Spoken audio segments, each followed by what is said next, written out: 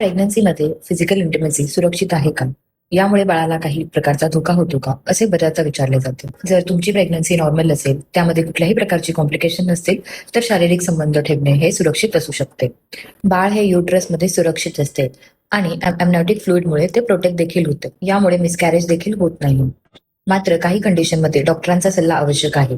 जसे की तुम्हाला ब्लिडिंग होत असेल, प्लसेंटा प्रिव्हिया असेल, वासा प्रिव्हिया असेल, प्रिव्हियस प्रीटर्म डिलिव्हरीची हिस्ट्री असेल किंवा वेळे अगोदर डिलिव्हरी झालेली असेल असे तुम्हाला सांगितलेले असेल किंवा तुमचं शॉर्ट सर्व्हिक्स असेल आणि डॉक्टरांनी तुम्हाला रेस्ट करायला सांगितलेली आहे, अशा कंडिशनमध्ये तुम्हाला शारीरिक संबंध हे टाळायला सांगितलेले जाऊ शकते.